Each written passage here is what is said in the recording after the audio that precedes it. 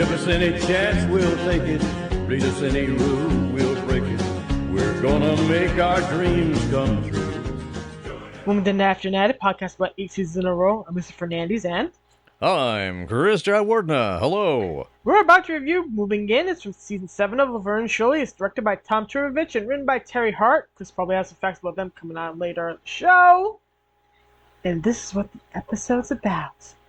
Laverne's nebbish and sweet boyfriend David asks her to move in with him. Unable to tell her dad that she's decided to move in with a guy instead of marrying him the traditional way, Laverne begs Shirley to run interference for her while she settles in at David's place. Things go swimmingly at first until a conversation with Lenny begins to change Laverne's mind about skipping the love and marriage part of things. Meanwhile, Frank drops by Laurel Vista to speak to Laverne and refuses to leave even though his daughter isn't in evidence, forcing Shirley to entertain him. What do you think about this one?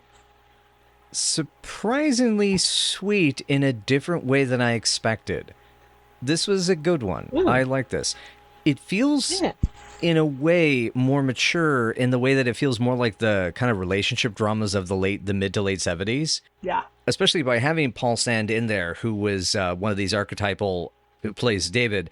You know, and I like that even like a lot of people, when they write bios about him, often say he pretty much was like your budget version of either Richard Dreyfuss, Dustin Hoffman, or Woody Allen, basically. You know, he was that sort of neurotic, mediocre dude, but that he means well. He's trying to be a good guy. He really wants to be a good guy, and so he's good at playing those types of characters. And it's almost kind of unfortunate that like we never had any sort of buildup of this David character, because clearly, I mean, him and Penny as actors really hit it off well, because they have fantastic chemistry together, and their timing together is really good too. Yeah. They have a history together, as people will likely know and be aware of. She appeared on his short-lived sitcom, Paul Sand in Friends and Lovers. She played a wife to one of his character's friends, and she was pregnant. Oh, wow. That was one of her main character traits in the show, because it didn't last for very long. Their character was pregnant. Yeah. And that was a big deal within the context of the show. Yeah. It's funny. I kept thinking, I know this Paul Sand guy from somewhere. And of course, I look up his credits and it's like, oh, the Hard Rock. Of course. Yes. To me, he's also the guy from Can't Stop the Music. Right. Yes. Yeah. It's one of many roles. The dude had a very, I mean, he's still going, actually. He still remains active. Yeah. His most recent part was Lauren and Rose in 2022 as of this recording. So Nice. yeah, he's still kicking and still getting the gigs. But yeah, but back to the episode at hand, it's kind of like, straight out the gate, it's a very, kind of dynamic episode. And I'm kind of curious, like what it was like to put this one together in the writer's room, because this is the kind of one you can see a lot of people bring in these little things, but there being like a couple of folks in particular that really understand the heart of the episode. And this episode has a ton of heart in many, and in different directions too. So it's Yes. So I'm very curious to see. I would be curious to know more about the process of writing it because of that, especially given how many episodes this season so far have been good, and some of them have been very heartfelt and emotional at times. But this one is almost like this straddles that line more in the season 5 sort of way of being, funny and poignant. Yeah, definitely. This is one of my favorite season 7 episodes. It's not my absolute favorite season 7 episode. We'll get to my favorite season 7 episode later. I like it for reasons that people are going to think I like it for, but I also like it for many, many more reasons than that. This is about the girls growing up. This whole season focuses on that theme, but here especially, we're starting to see Laverne mature, try to set her own value system in stone, and we see the girls trying to figure out how to navigate life as separate people, which is still hard for them at this point. Ken will force them to do that later, but at the moment, they're kind of feeling out what it's going to be like someday when each of them decides to get married and they have to live separately. Mm-hmm. Yeah, their bond has been so inseparable for so long. Oh yeah. They are almost 30 at this point in canon, and yet they have been living together since they were roughly 18. That's a long time to be together. Long friendship. there's something beautiful about how Shirley only kind of judges the situation. She kind of revels in getting her own space here, in a way, for a while. Yeah, but I was the one with all the taste. Out the window go the fuzzy green dice. Yeah, yeet. Did you notice they actually take down the potted plant on the windowsill as well? Yeah. And then the implication was that it was Laverne's. And she took her with her, which is interesting. Yeah. Yeah, they did. I noticed that they made a couple of changes, and they didn't take down the stuff off of Laverne's side of the corkboard, which will provide a poignant thing in season 8. We'll see what you see. But I actually think I know. I think I know which one you're talking about. Yeah, we'll get there. That'd be episode 3, season 8, I think. Around there, yeah. There's a couple of changes that they make to the living room sets that are very almost imperceptible if you're not paying attention, but they're there. Besides the fuzzy green grass going right down off the balcony and onto Frank. And I did notice the. I'm sure they've appeared before, but I noticed the flower power stickers all over the refrigerator. Yes. A firm sign that we're heading into the late 60s here. Kind of Dayglow kind of look. Trying to modernize everything. I think it's very nice. I love how this kind of starts out in a really like farcical tone with Shirley's beetle dream. Yeah, it was so real. I was going so far with Ringo, and you were with Paul. Only he was making eyes at me. Oh God! I want to move out. It's only a dream. How would you feel if I moved out? It was only a dream. No, not the dream. Not the dream. Well, but you were talking also about the mild scandalization, though. I do love that Shirley's more upset with Laverne, which she believes is stooping low to move in with a guy without marrying them. She feels more scandalized by. She's even less looking forward to it than the idea of a nude wedding. Is my note. Laverne, the photographs. Just that, she could almost stomach that as long as everything that came after was traditional. Like Laverne being married, Laverne having kids, Laverne doing all those hetero things that women of the 60s are supposed to want to do. And I love that I could picture her just standing there with her flowers, putting up with this, just because Laverne wanted to do it. I mean, they've already gotten high together and almost got married together, so hey, why not? Yeah, totally. Oh, yeah. And by this point, I mean, nudity was becoming more, and especially California in the mid '60s. Oh boy, the tales we've heard. So we have not quite gotten to Haight-Ashbury yet. We will soon. We haven't gotten to streaking. That comes in the '70s, but people ain't got no compunction no more in California where they are. Poor Shirley ends up getting stuck in the middle here a lot, and Cindy manages to portray her very frantic fear of breaking the rules very accurately. In that very Shirley-like way. As in the whole, her dealing with Frank, though. Yes. And they're dealing with Frank and, dealing with the whole situation at large. I love that, she'll kind of just, stomach this. She'll stomach Laverne giving milk away for free, so to speak. If Laverne really, really, really thinks this is what she wants, A, and B, if she'll, get her own free space back again, so hey. She just kind of buckles down. And I also like that she, what if the man lets the cow live in the house and promises not to milk any other cows? And Cheryl has an interesting look on her face. It's sort of like, you're at least you're not letting him walk over you. So that makes you feel a little better.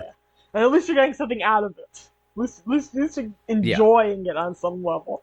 Yeah.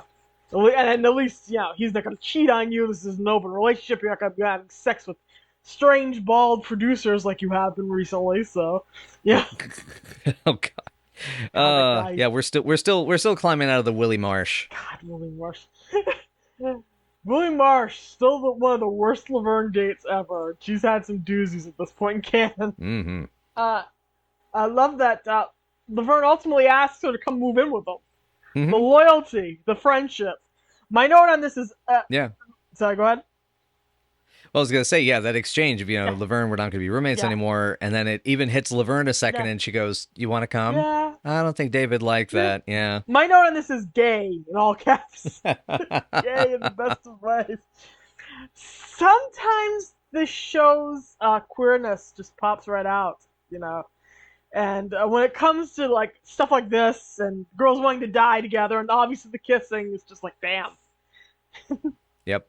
Would you say that is, in a sense, peeking one's head out of the closet? Hey, just like in the opening themes. People actually thought that was symbolic of that. Really? They're coming out of the closet, them literally coming out of the closet in the opening. Yeah. Wow. Yeah, that's funny.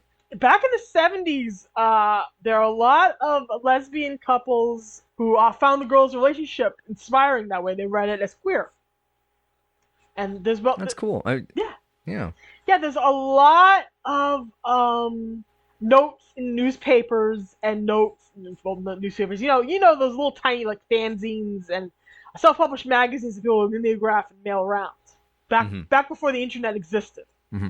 And back before that was the only way you could get your tribe together if you lived in the city and you didn't know the community.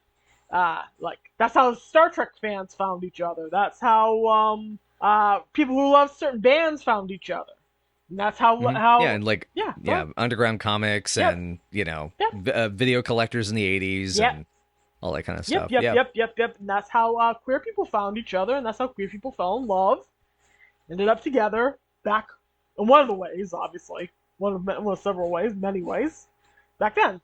Yeah. So and they would write about how they wanted a relationship like what the girls had, where they get to live in their apartment and be independent and be with each other and enjoy spending time with each other, and the most important thing is her and not anybody else, which the show hammers in really hard. The most important thing is the friendship between the girls and not any relationship with any man. And this is what happens. I think it's really cool. Yeah. I love that a lot. Oh, totally. Yeah. It also, I think, is as you're saying, this is a lot about them growing, these stories are very much about them growing up and how they have to grow up together. And it is a very idealistic way, and it's an ideal I think a lot of us try to live up to in a relationship is that I'm not going to expect you to I'm not going to demand that you change, but I will accept that you will grow. Yes. That's the key to happiness. That's what Freddie Prinze Jr. and Sarah Michelle Gellar's marriage is based on. I understand that you're going to be a different person eventually. That's okay. Mm-hmm. They said that before they even got married. Now they've been married for 20 years. I know. Yeah, I love that. Well, and even what's his name? Yeah, there's that bit from Hellboy where he says to Liz, I can promise you two things, as one, I'll always look this good, and two, I'll always love you. Hellboy is one of the most romantic movies in the world. Oh yeah, especially the second one. Especially the second one. Oh yeah. If you think Shape of Water is romantic, Hellboy is very romantic. Mm-hmm. The second one, yeah. Oh God, and it's about friendship and about love. We're digressing. We're digressing. Yeah, but it's what we do. But but this is but what coming back to this episode though of like that type of meaningful conversation that is interesting is thematically that is present though throughout most of the conflicts and major scenes of the story. It is about understanding how to live together and also how to solve the problems proactively in a way that and I think that's the interesting thing that, as you're saying, Cheryl, as you said, gets in the middle. She is trying to resolve this situation that is basically a powder keg ready to happen. And she's trying to do it in a way that is not going to break Frank's heart, and it's not going to hurt her relationship with Laverne because she loves them both, because they are, family. And that's like one aspect. Another is like how David is, trying to encourage her to do whatever she does, do whatever you would normally do, sort of like relax. Like, I don't want you to feel like I have this expectation upon you, and then Lenny, trying to watch out for someone that he really cares about and all that. So, it's layer upon layer upon layer. Yeah. It's about love. All of it's about love and trying to pursue love and trying to figure out what love means to you. I want to know what love is. I want you to show me. So somehow Lenny gets roped into dragging all of Laverne's stuff over. Mm-hmm. And I have no idea how this happened. But I love that he's basically the pack mule here and unloads that he and Squiggy went on a vacation. They didn't change their clothing for 30 days. Yeah. Yeah, because... Very dumb. And it's very Laverne that she wouldn't even tell the boys because she knows the boys would blab immediately, especially Lenny. Yeah. Oh, yeah. Oh, yeah. Oh, yeah, yeah. So he is a pack mule so he can conveniently have this conversation with Laverne. Right. To be real, later on in the episode. And it's a really good conversation, so it's worth it.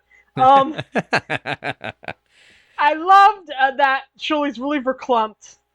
And then Laverne has to tell her that she's going to see her at work tomorrow. It's like, yeah, that's right, yeah. Yeah. And I like there's that little like dismay of, oh right, work. Yeah, work. And then Frank pretty much immediately shows up, even though he promised he would knock. Yeah. In the previous episode, he just shows up and bursts in.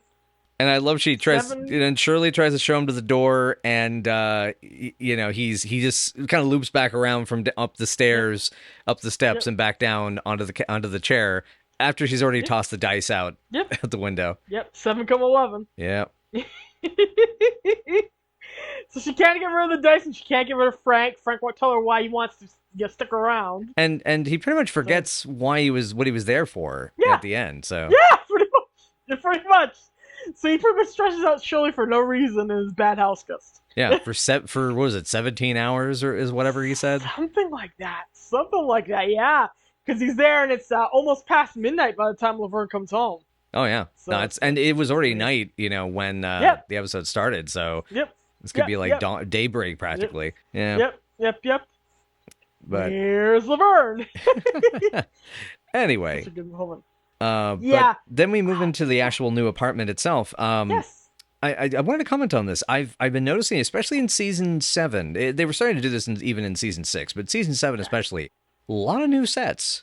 And Sorry, go ahead. I'm impressed. Yeah. It's kind of neat.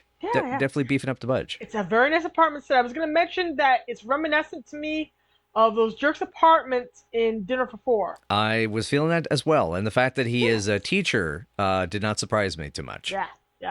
It turns out to be a pretty swank apartment and a pretty nice apartment. Mm-hmm. Almost too 70s to be 60s, but very. Yeah, it's more like it's believable in 72, 73. Like it's like the type of apartment you would see in The Thief Who Came to Dinner. Yeah. Not Ocean's 11 or. Some other mid-60s caper flick. Actually, I haven't seen a lot of mid-60s caper flicks. Most of my mid-60s crime movie knowledge is more the stuff from Japan and Britain, actually. Yeah. I haven't seen that one in a long, long time. It's been ages. I think I saw it through TCM. Oh, which one? The Thief Who Came to Dinner? Yes. Walter Hill script. It's a great movie. Yep. Damn good movie. Long time since I've seen it. Yeah. It's not. This is one of those things like the big pointed collars and everything, where the 70s kind of sneaks into the 60s, so to speak. Exactly. Yeah. I love watching Laverne trying to figure out how to live with someone who isn't Shirley. Yes, and especially somebody who has his own neuroses that kind of drive her nuts and kind of drives himself nuts too. Yes. And the awkwardness of it. My actual remark here, my note is, I'm so glad Lisa and I are not as awkward as this. We might be. You never know. No, I'm not letting that happen. It is now on record. It's on pod record. I'm going to guarantee that does not happen. We'll see. I was going to say, I love that Laverne has learned more guitar chords. Yes. She's actually been practicing. Three, it sounds like. She's almost enough to be a pop singer, a punk rocker, as I keep saying. Yep. She just needs one more chord. Lenny should teach her one more chord, and she'll be able to at least play the 4 major chords in every rock song. So. Mm-hmm. Which, by the way, the whole element of revealing that David is also into guitar, and he's super into it, and he's also similarly, he's not that great either. His singing's kind of terrible. It's sort of like, this is so beautiful, this is wonderful, the song we can share. It's cutest thing. Adorable. You play classical. I love the sweetness of they're the most fantastic person I've ever met in my life. They have a very nice relationship. He clearly worships her. It's a very sweet relationship. probably one of my favorite relationships that Laverne gets into in California. Mm-hmm. To be fair, the competition isn't too stiff. Yeah. But, you know. Yeah, when it comes to the California years, I mean, the only guy he's got to compete with is Sonny, and Yeah. that's a case of, I think, his temperament's better than Sonny, Yeah. but he also isn't a Goosebumps guy. Yeah. So that's kind of a mixed result there. But the other thing I also want to say, the whole Laverne sitting bored on a cushion, not doing anything but looking at him, and he just kind of notices her and is like, "Hi, sweetie," and her little wave and grin just kills me. It's the cutest thing. So cute. I love this outfit on Penny too, by the way. God, they know how to reflect the early awkwardness of trying to figure out a relationship. Mm-hmm. They really absolutely managed to nail this to the wall. I love that he plays classical specifically. She picks it up. She picks up the whole song 2 seconds afterwards. It's great. Mm-hmm. Shirley's fiction of a laundromat date is actually kind of neat if you think about it. It is, and it's it's a, as a group thing, that'd be actually, I think, a fun party, you know? Yeah. Just sit there, talk, eat, and watch your clothing spin around. Exactly. You know, Hey, have a little dance party in the aisles of the laundromat, and yeah. You can tell we're over 30 that this sounds like fun to us. Yes, you can tell. And also, to even make it even more bizarre is for me to say, you know, it's not that much different than going down to the malt shop and hanging out and listening to music on the jukebox. And dancing to Elvis and Buddy Holly. Exactly, yeah. Elvis, Buddy Holly, Conway Twitty. God, Conway Twitty would be later, I think, though. But okay, so Laverne comes out in her little red nightie, the audience whistles. Oh, yeah. Implied sexual congress is about to happen. Yeah. I love which side do you want? The fish side or the phone side? And they decide, and they pick it up. Man with an angry voice. My father. Your father. My father? Yep. And then it turns out it's even worse. It's Lenny. It's the one wolf. Run for your lives. I don't think that God would think it appropriate for you to share furniture out of wedlock. Yeah. Lenny's being a bit of a hypocrite here, especially because we're going to find out that he's a hypocrite later in the season about this. But on the other hand, you know, the boys are very judgmental about the idea of the girls moving on or having sex with anybody else but them, which is interesting. Yeah, but it's kind of they're still in that middle school mindset of like, what I have now has to be forever, and if it's not, then the world is broken. You'll see how this plays out as we get deeper in the season. Kind of, sort of. There's so many good lines in this scene. Lenny, I know. Guys in the bathroom? No, guys everywhere. David's in the bathroom. And that is how it should be. That's how it should be. Yep. You know, the whole dialogue about slices and dicers. I think Ronco was starting to get some national penetration sometime in the 60s, which is why this is a thing, I think. Yeah, founded in 1964, actually. I just Googled it. Oh, there you go. Hey! But I love everything about that. I love his protectiveness. He's trying to be protective. He is trying to be protective here. He is, like, you know, he does know her value system. They grew up in the same value system. They went to the same church. They have been since they were 6 years old, even though he stopped going for some unexplained reason in his late teens. And we can speculate on that one. You know, maybe he's just too embarrassed about his premature departure. Yes. There is a line coming up later in the show where we can have fun with that.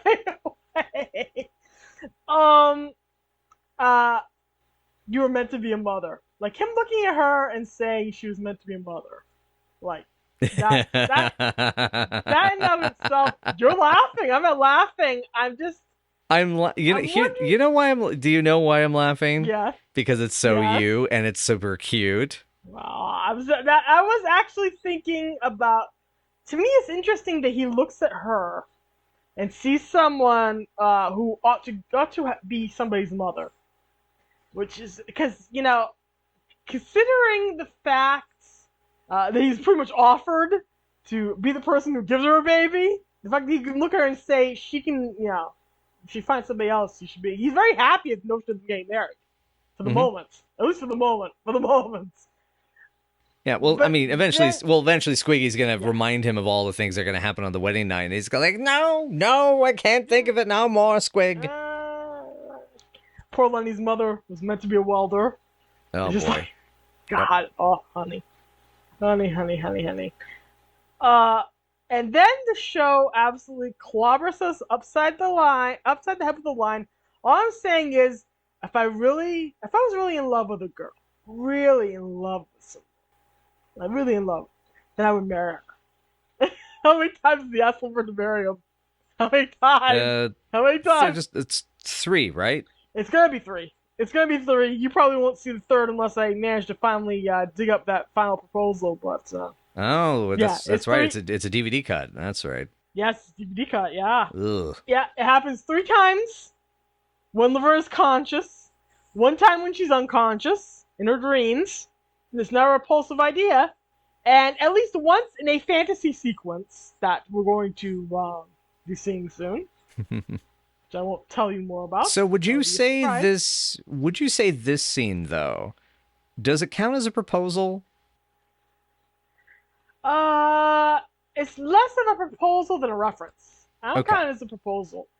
This is a big hint to the audience, if anything. I don't know what the heck they were thinking backstage, because there's some other stuff coming up later in season 7 where you kind of wonder what the heck they were thinking about. But when you layer in that kind of callback, I don't know if you think that your audience is going to remember back. Go, wait a minute, he proposed to her. He proposed to her twice. That's interesting. See, and that's the thing I was going to come. I've been wanting to talk to you about this episode and discuss this on the pod. Is that feel that one of the issues I have with this scene is that on its own episode, like if you were just to slice this episode out of canon, he's not really saying like, I would totally, sort of like, oh yeah, you're totally marriable. Like, I want to marry you. Like, I'm reminding you that this is something that's a part of a relationship. It feels very detached from that. It could have been if they had acted and written it and actually not that much differently, could have made that implication more clear. Sort of like, if this doesn't work out with David, I'm always here for you, sort of thing. Yeah. And then they could have made a faulty joke if they wanted to couch it. They could have gone that. Exactly. But then in the context of the overall series, and I have found, one of my growing frustrations, especially since the California years really began and the writing staff really got a lot, like almost in some ways, I think almost too much fresh blood, although understandably, because a lot of the best talent from the first 5 seasons, they were all off doing other shows. They were all really busy. Yes. But it's like with the context of those scenes, it's like, there is that continuity of connection. So that's my take on it. And is there any other points or any other factors that I'm forgetting or missing here that you feel to add to that? I feel like it's not a big hint back, but it's definitely it's like a mild callback. It's less of a callback than what we got with Sal coming back. But it's more of a callback than several little hints that and little references and side pokes that we're going to be getting later on within the series. God, I totally forgot the Sal episode.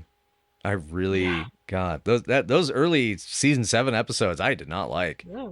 I still like the first one. The first one's still a favorite of mine. I still enjoy that. Different strokes and different folks, man. But there is nothing that gets me more in this episode than, what kind of man do you think I am? You're a terrific man. Like, let's just ruminate on this for a minute. No, I know. Yeah, okay. Go ahead. In season 1, she looked at this guy, and he's barely her friend. He's not even really her friend. Squiggy's his only friend. And over the course of the years, she's willing to call him a terrific man after all this time. Just the way they develop a friendship, the way they develop a connection here, to me, is incredible. And this, for the folks at home, is why we like to disregard Road to Burbank and The Bully Show. Yeah, almost everybody wants to be frank. So I know some people will defend both episodes. Hi, Amy. I know you enjoy those. And still not going to agree with you on that. We're all allowed to have different opinions. That's all. It's fine. normal. It's yeah. Yeah. But yes, I pretty much had a meltdown of my notes going help me for a few minutes. I assume so. Yeah, like, gosh. I mean, I don't know how much more I can even add to this sequence. I mean, I will say that, like, as we've discussed throughout, especially just overall, these actors are very talented, and this is an episode that's really like very dependent on acting, not the the physical stuff. It's really about inhabiting characters, and it looks like this was a blast to put together, and really find the nuances and the timing and rhythm, and you really see how comfortable Michael and Penny have gotten by this point. Oh yeah, just the easy rhythm. It's like watching people knock balls out of a ballpark. About at this point. And then for Penny to go on to flip into mode back with Paul Sands, and it's seamless. Her character's still there, and all the memory of the previous conversation's still there. Yep. And she just wants to kind of nudge him down the aisle, and he freaks out. Mm-hmm. Poor guy. He does not know what happened. I wonder if he's even aware of the notion that the two of them have been friends for this long, and Lenny knows her very well, and Lenny knows her value system. So leaving them alone is kind of dangerous in a way, because Lenny is the only person who could talk to Laverne when she won't listen to Shirley, or she's having a problem with Shirley. Mm-hmm. And that's a pretty big hint as to how important he is to her in her life. So David makes the fatal mistake of leaving Laverne alone with him for a few minutes. Pretty much. Absolutely. Yeah. And admittedly, he really wasn't, in my opinion, as ready for this situation as he feels that he is. Because like you see the neurosis in his mind, coming from his past, likely his parents. We don't know enough. We know that his mom would call, but that's kind of it. And it just, the whole, like, it makes him paranoid. And that type of paranoia is going to make it where he is going to be having difficulty with, like, am I providing for her? Am I doing this right? And etc. It's like he's acting as if he's in control of everything. And it makes him kind of unlikable in the way he's like, well, we could just get engaged. We never even have to set a date and blah, blah, blah. And it's very, selfish and selfish-minded and things like that. But that selfishness he seems like a good enough guy. It will weigh on him. Eventually, he will begin to realize this woman I'm crazy about, who helps the sun rise and set every day for me, is unhappy, and I'm unable to give her what she wants. In the end, I think he would probably be willing to have kids with her. In the end, they would probably have children, but I don't know if he would ever marry her. No, he would not. And I don't know if she would be willing to kind of like let that go in the end, because in her inborn Catholic mindset that she's been dealing with since she was, this is probably since her first communion, she's been, thinking about, what marriage means, what sex means, what all the stuff means, and that if you have sex, you're supposed to marry the person. Mm-hmm. But she's already kind of shed that one, either by force because she had sex with somebody who was very important to her and left, i.e. like Randy, or because she gave in, had sex with girl Moose, a few other guys, and she sure as heck doesn't want to end up with them. Oh, Moose. Oh, dear. So God, Moose. Unforgettable Moose. God bless it. You didn't catch my. Oh, okay. You know what? If I have to explain the joke, it ain't funny. It ain't worth it. Never mind. Okay. Stop it. I didn't know it's a joke. It's fine. I was thinking about other things because I'm trying to explain this. But Laverne has been told that love is supposed to go a certain way. Love is supposed to go a certain way. It's supposed to feel a certain way. It's supposed to be a certain way. And she's come to realize, like, over the last 5 to 6 years of her life, that's not necessarily so. And that's, all the guarantees of love and fidelity and romance and keeping the person that you think is your true love is not guaranteed to you. So, once again, she's been adjusting. She dates creepy bald guys. She trades in her value system to be with David to a degree. Even though she's very modern, she's willing to get stoned out there. She's willing to marry a guy that she barely knows. You know? Mm-hmm. But there's still yeah. a certain part of her. And I guess that's the thing, right? Yeah. Is Yeah. what Lenny does isn't necessarily nothing that Lenny even intends really is wrong, because the point of what he's trying to do is say, I know you, Laverne, this is not you. And I'm worried you're making a mistake and you're not going to be happy. Yeah. That's exactly what he's saying. Exactly what he's saying. What he's saying is, I 100% know you. I know who you are. And I know that if you do this, you're going to regret it someday. Probably not today, but in the future. By the way, there's a cut scene from this episode. I do own the script from this episode. From that conversation. Where the two of them are sitting there talking. And he asks her, don't you want to have some kids so you can sew little L's on their clothing? And she goes, well, they'd probably be their first initials. Whatever the first initials are. He goes, that's what the L is? That's what that means? That is so cute. Yes, it is. That is so cute. That's such a Lenny thing. I can see why I can understand why they cut it, if it was either for time or just, the laugh was throwing off the heart of the scene. But that is so cute. Yeah. Or Michael might have thought it was too stupid for Lenny. It's possible. And especially because it's a scene where he's really trying to portray smart Lenny. Because, it's like smart Lenny is like how, some characters, they have their days of dumb, days of smart, days of SMRT. Yes. This is SMRT day for him. Yes. Smart. The smartest man in the room.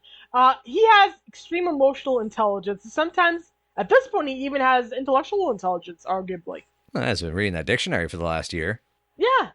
He learned a whole language. Oh, yeah. Well, he learned conversational Latvian, kind of. Almost. Yeah. Almost, kind of. Basically. But yeah, is there anything else you want to cover on the scene? Because I'm really kind of excited to kind of get to the David to get to his characterization. Yeah, that's it for me to get back on track. David looks at Laverne being a pretty bride and has heart palpitations in the wrong way. Yeah. Basically. I love how Penny minds the veil with her sweatshirt. Home the wedding march. Yep. Yeah. Yeah, I love how real the conversation is. Yeah. The conversation is so real as they come to realize, oh no, we have different values. Oh no, we feel different things about this. And oh no, I don't think we can make this relationship work. Which, at the very least, they can't keep the moving in together thing is going too fast.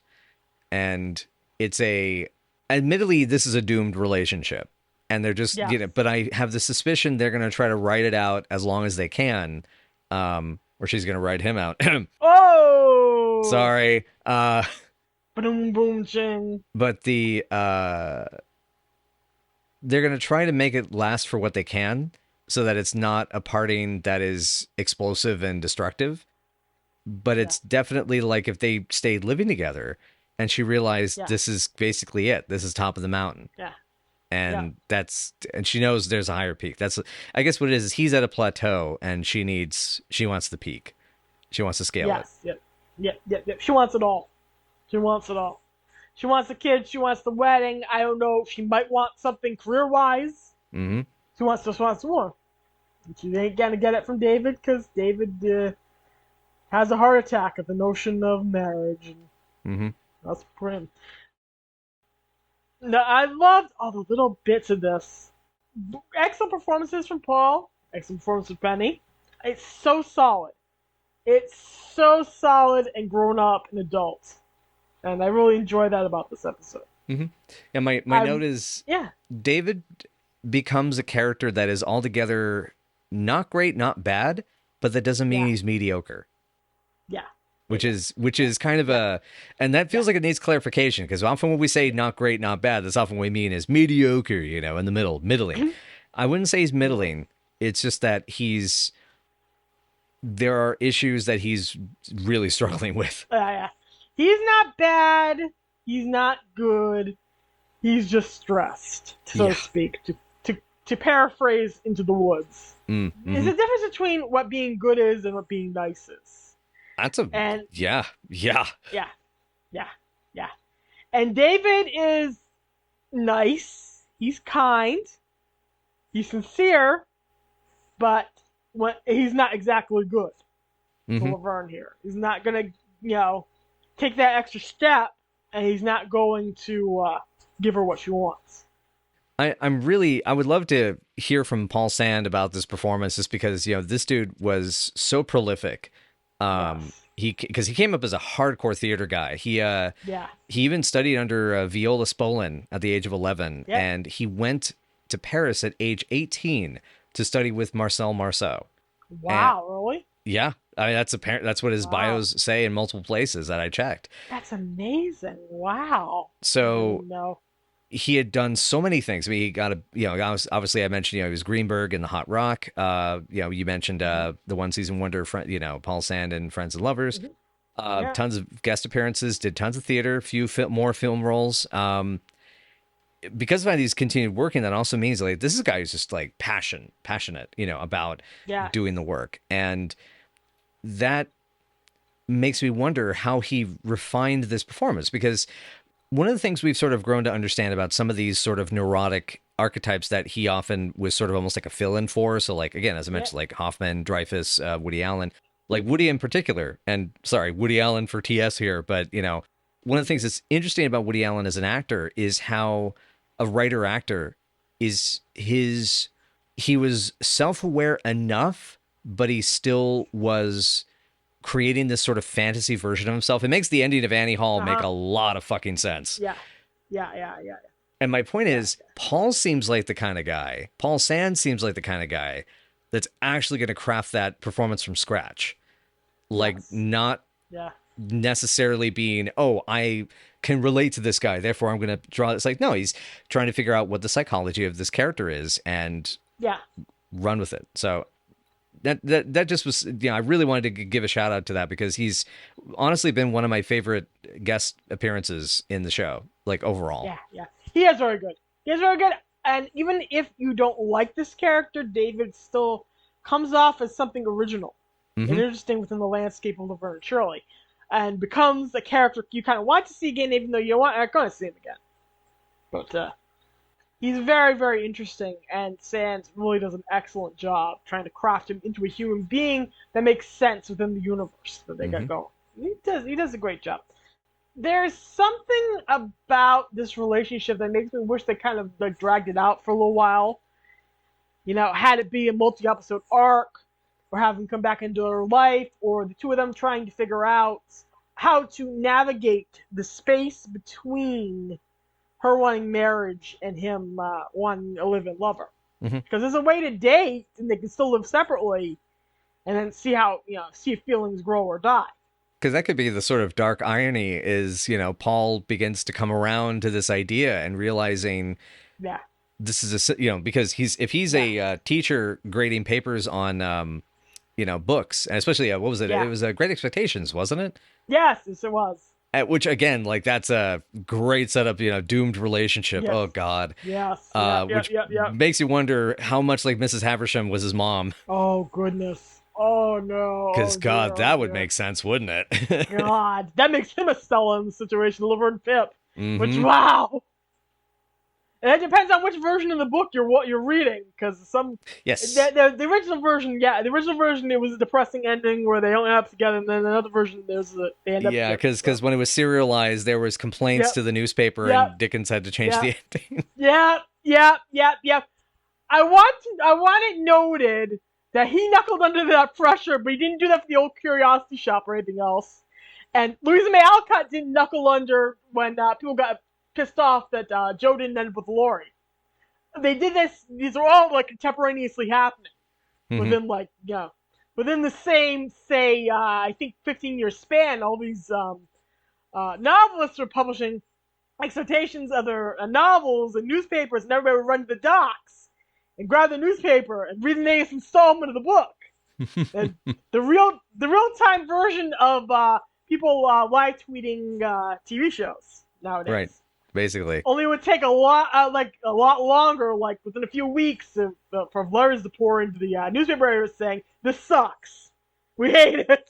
Like, So back to but the yeah, episode itself, though, because there is this, unlike Great Expectations, there yes, is a sweet moment between the two of them as they kind yes, of get back into bed together, yes, and it's yes, it's implying they're going to do the thing that does make them scared, which is yes. basically they're going to bone, they're going to have a fun night. I mean, Actually, I have some news about this. Uh, this version of the DVD has a deleted ending. okay, I was Uh, gonna say my expectation, especially on the second time we watched this, that I watched this, I wanted them to grab the guitars. they do. Yes. They grab the guitar. They grab the guitars and they start playing that classical music again, complete with a song, and then they cut to the exterior of the apartments. Oh, that's so cute. Yes, that is what I wanted. Yes. That's everything I wanted Yes, from that yes, yes. episode. I have no idea why the syndicated version or the edited version they put on that DVD does not include that scene because there's nothing extra in it that will require cuts. Yeah, no, So it makes no sense. no. I mean, it fits. It's under time. So it must have been they Yeah. wanted more commercials on this one. I don't know. There's no commercials on these DVDs, man. That's what I mean. Nope. But I mean, but but I'm saying like when they did this for know. syndication, then Oh yeah, yeah. it's The problem was weird. they weren't pulling these from master recordings. Yep. I think the only like master recordings of the show that exist in complete perpetuity are at the Television Museum in New York. Mm-hmm. And it's like, why could you not simply get the archived version and use it? You know what I mean? Mm-hmm. Exactly. It's annoying. It is. It's annoying. Yeah. My note is the way they cut this made it look like they make love. They don't make love. Even though I kind of like both versions of this. I like the notion that they make love and then Laverne takes a shower, comes home with her stuff. And I also like the notion of them sitting there with their guitars being goofy. I like. Both are valid. Mm-hmm. Mm-hmm. You like guitars better. Yeah. Right? It's the idea of having both is Yes. is really sweet. I guess that's the good thing. At least that's the good thing about the way this is now, is you can have it. You kind of get to have it both because you get to imagine it based on your. And I like how you put it. Like I facetiously put it as they bone, but they would make love. This would be a sad. Yes. This would be the goodbye sex. This would be the that'd be intimacy of like, I'm gonna feel this for the last time, and there'll probably be a lot of tears and a lot of holding, and be very soft. Yes.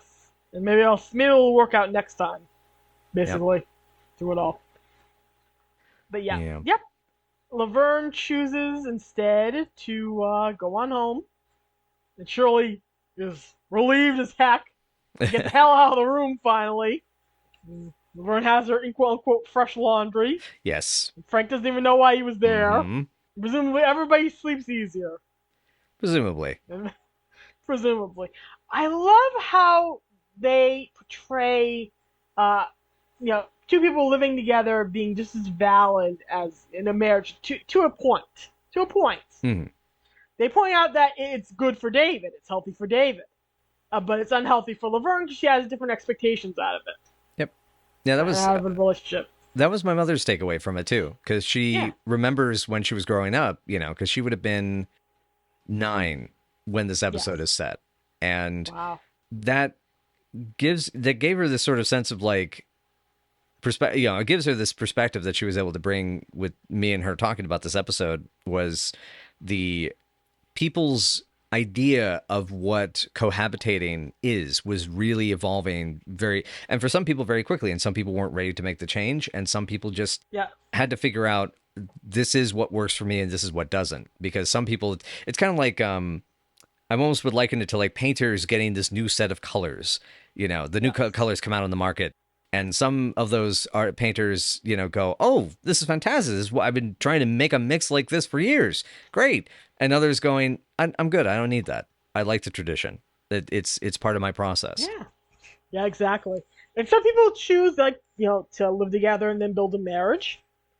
Some people just live together and they always live together. Some people break up and move in with other people. Mm-hmm. Yeah, it all depends on what you feel is healthiest for you and where you want to take it. That's what matters in the end. I mean, that's ultimately all that matters. 2 of the longest standing relationships that I have seen from friends of mine are 2 people in 2 different countries, from 2 different cultures even. Wow. They literally only got married because they kind of had to for legal and insurance purposes. That was it. Yeah. Like like because to that, like in one case, they had to do it because he had to immigrate to Canada from England, and him and his girl, I mean, like he had been together with her for 2 years when I first met them, and he didn't move until I'd known him for almost a decade. So like they were close, like tight. And so that's the thing is, that, it's like the marriage was practically like just a formality, Yeah.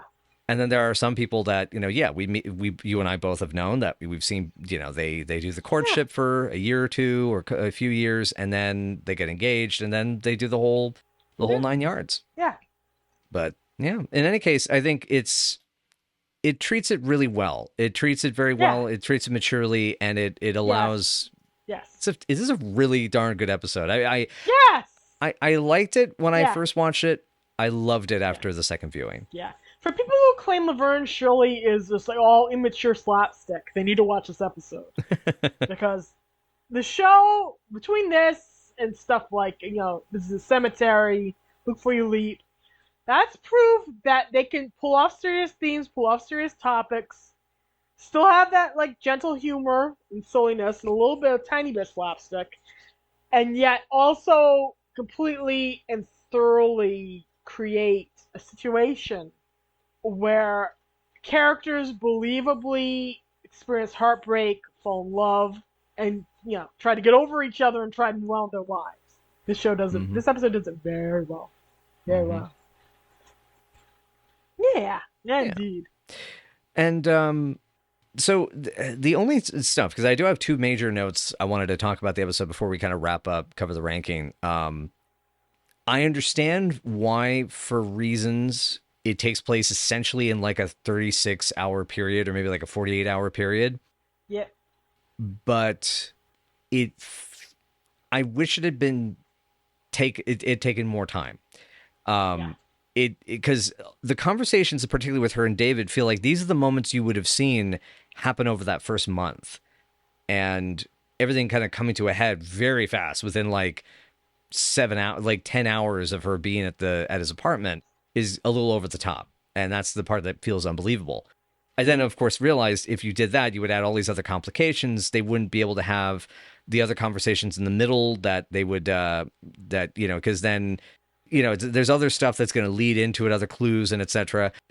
Carmine, trying to talk to Shirley about the same idea. Rhonda never shows up to chime in about her thoughts. Yep. Keeping it hidden from Frank for too long, etc. Yep. So it's anyway. And there's no Squiggy. Oh yeah, God, Squiggy. Oh yeah, Squiggy would have a very interesting. Because the main thing I could also see is that depending on which of the 2 wolves within Squiggy wins, it would either be him saying, "No, Laverne, you're too pure. Don't do that. Do that to yourself. You deserve someone better." Yeah. And then he points to Lenny. Yeah.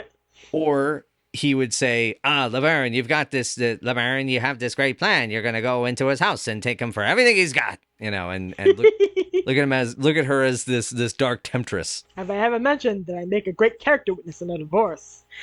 That is a very Squiggy line. It's very good.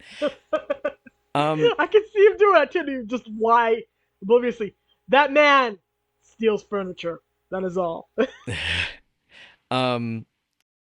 Visually, I also felt this episode had some dynamite camera movements and little gestures in the move. And this is more confidence in the crew, and it makes me wonder if there had been replacements on some of the below the line, or whether they had just had the right amount of time to rehearse. And it feels more in line with like the kind of confidence and stride you saw in Turbovich Turbovic first appearing on Barbell Caper.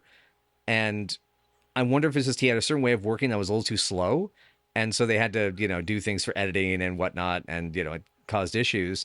But this felt more visually cohesive to me, and better. Yeah. He's finally grown into it, so to speak. He's finally gotten some confidence going on. And kind of a feeling for the show, I think, Turbovich has. He kind of spreads his wings a lot, and I was going to mention specifically the framing in the Laverne and Lenny scene is really good. It is, the framing is really nice. The framing in the dice scene, the way he manages to make Shirley and Frank sitting there in the living room talking look good without making it look static. All of this is very good. All of this is very nice. All of this works very well. Yep. So, and that's a case of it can be the crew, it can be the director, it can be the production design. I mean, it could literally just be the camera was put in this one spot and it just happened to be accidental. I mean, it happens, but it just, there is enough care put into this one, you know. Speaking of this episode, though, so Terry Hart, despite being, I believe, credited as a staff writer on a few episodes, this is Terry's only Laverne and Shirley credited writing for the series. Wow.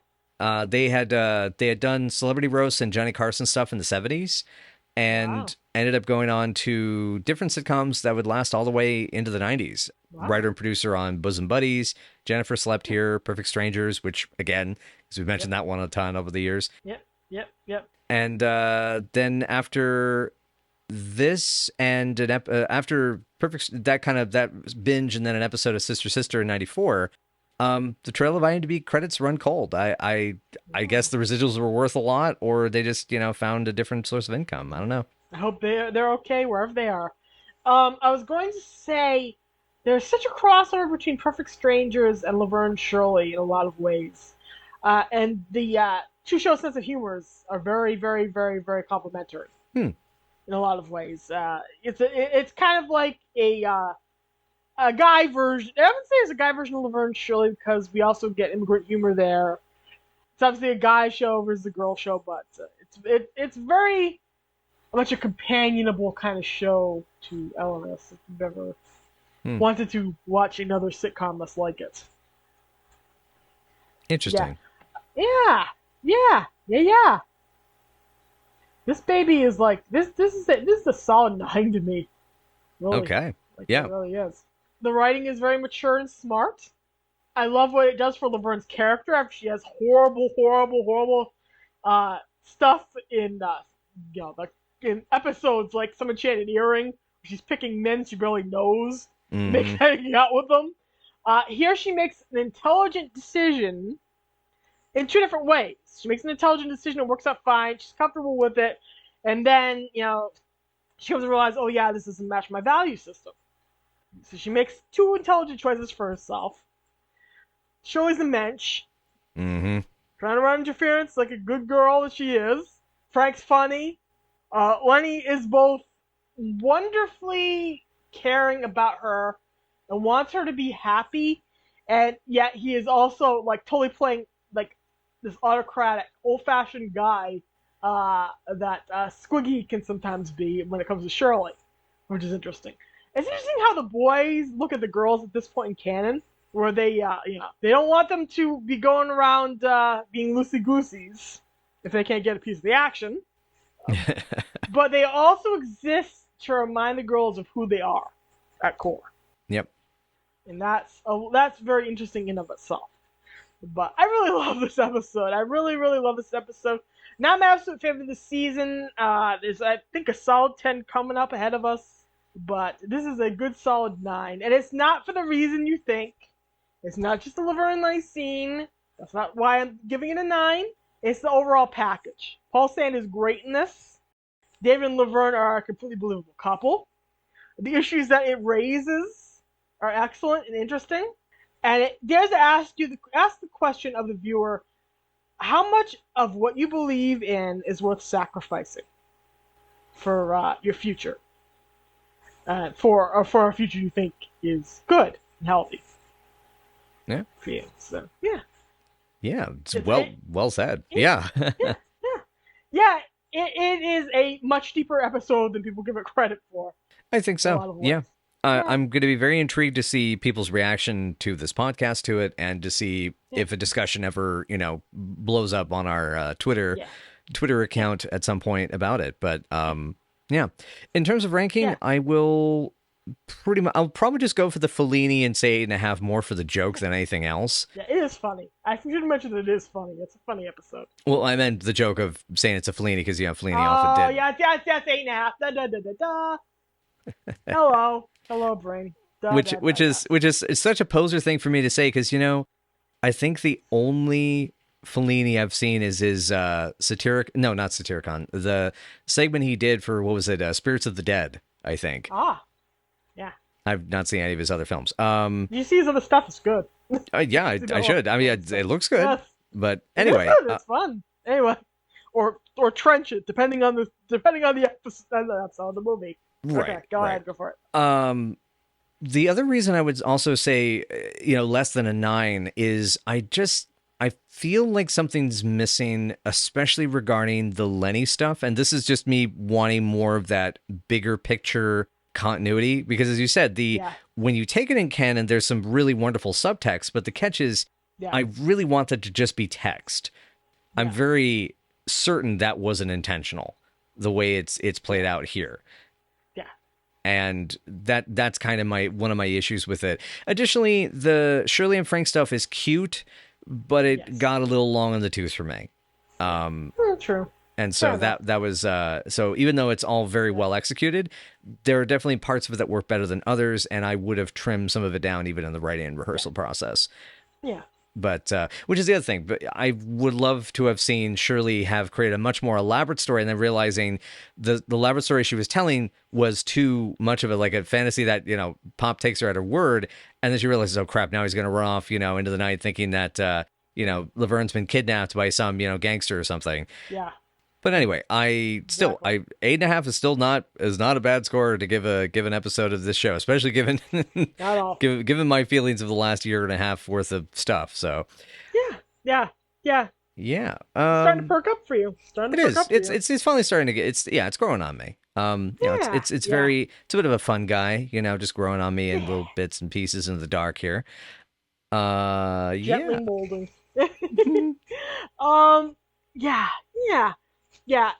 It's worth watching, guys. Just watch it. Go watch it if you like Laverne as a character, if you want to see her grow. And if you enjoy her friendship with Lenny, watch it. If you like Paul Sand at all, watch it. You'll enjoy it. Yeah. Cool. Yeah. Is that is all for today, I believe, yes? Yes, it is. Indeed. Cool. All right. Well, we'll have a quick word from our sponsor of the week, but yeah, so we'll have that, and then we will return with our preamble or post-amble or just ambling along for what is coming up next, as well as where you can get more information about Night After Night podcast. Stick around. Stroll with us. All right. Well, everyone, thank you so much for joining us for Night After Night. And if you'd like to know more, you can find us at Night After Night Pod on Facebook, WordPress, Tumblr, Patreon, or YouTube, or Night After Night PC on Twitter. And you can join us for little bits of watch-alongs, other sort of little bits of content we try to put up, and all the different updates, and staying active in the Laverne and Shirley community, which is slowly growing a little bit by the time of this recording, which is pretty rad.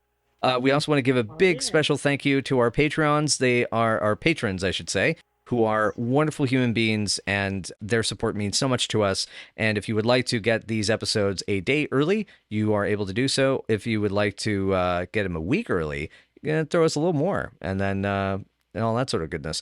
Anywho, the heck is next? I'm looking around here, and I think I misplaced. Lisa, honey, I misplaced the episode. Oh God, what are we doing? Charles Grodin, no. Are you ready for some Charles Grodin insert fan fiction? When Laverne wraps a gift from Mr. Grodin, she thinks he's got the hots for her, which leads her to invite him home for a date, where he finds himself in the center of a squabble featuring the entire gang. Can Grodin's positive thinking save the entire family from a big fight? This is friendly persuasion. Huh.